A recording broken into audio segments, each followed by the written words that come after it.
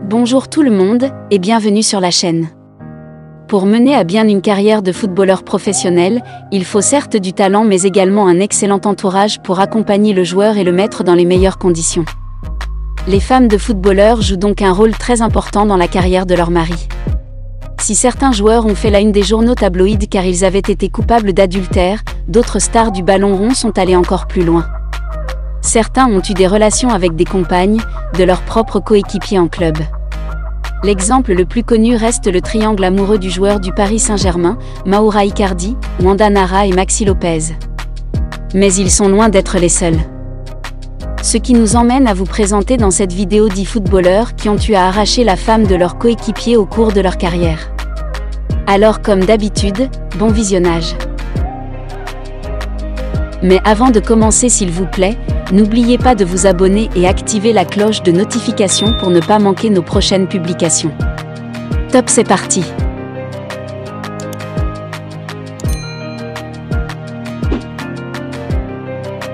Jordan Ayew.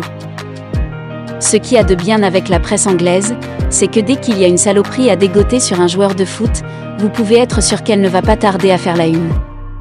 C'est ainsi qu'on a appris en août 2015 que Jordan Ayew, actuel joueur de Crystal Palace, avait eu une aventure avec la femme de Afri Yaka, son coéquipier en équipe nationale du Ghana. Et c'est l'intéressée en personne qui a tenu à livrer l'information dans une vidéo où elle explique que Jordan a couché avec elle plus souvent que son mari. Sylvain Wiltord. Dans la vie, il y a ceux qui piquent la femme de leur voisin de vestiaire et il y a Sylvain Wiltord. Lors de sa dernière saison à l'OL, en plus de ses célèbres parties fines au Sofitel de Luc Dunomme, l'attaquant lyonnais aurait trouvé le temps de batifoler avec la maîtresse de son coéquipier brésilien Fred. Une affaire qui est restée au stade de rumeurs démenties par le Français, mais suffisamment crédible pour se retrouver dans le sulfureux bouquin Sexus Footballisticus de Jérôme Hessel, journaliste à VSD. Thibaut Courtois.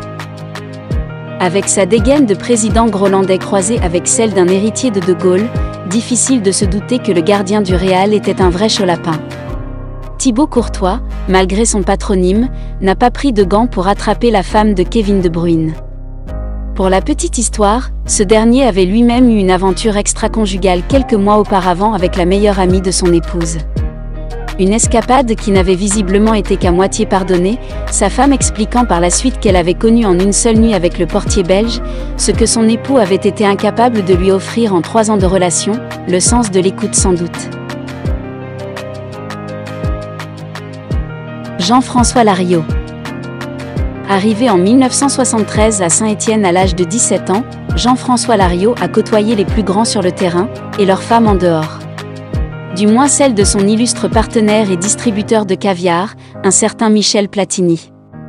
La rumeur voudrait même que cette histoire faillit le priver de la Coupe du Monde 1982, Michel Platini refusant de jouer avec lui. Pourtant Jean-François Larios fut bien du voyage en Espagne cet été-là, même si on sait aujourd'hui que les deux ne se parlaient pas et que l'ambiance au sein des Bleus était délétère avec plusieurs camps. Les pro-Platini d'un côté, les pro-Tigana de l'autre, et les Larios, Baratelli et Christian Lopez à part. Un knissna avant l'heure, mais avec une demi-finale de Coupe du Monde à la clé. Mauro Icardi. Mauro Icardi fait rarement les choses à moitié.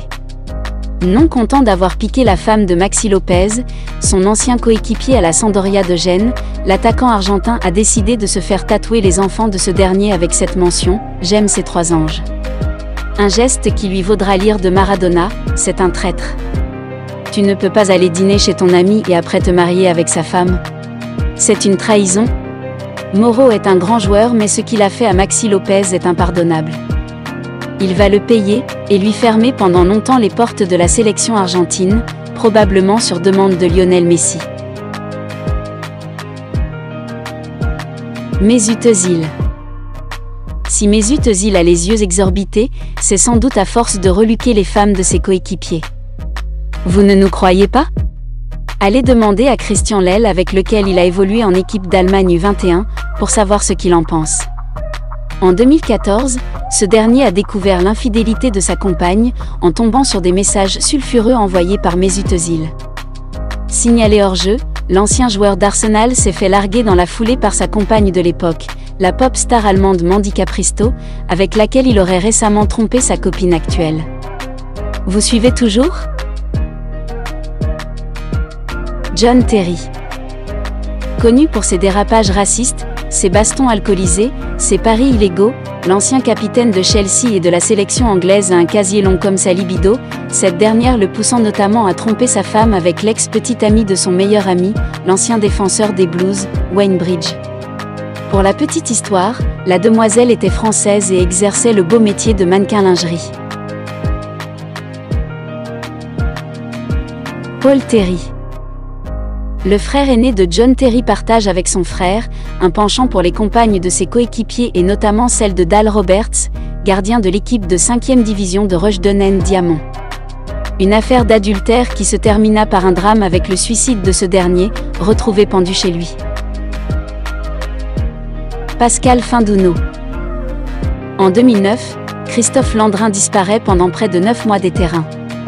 Le club prétexte une sale blessure, mais une autre version circule.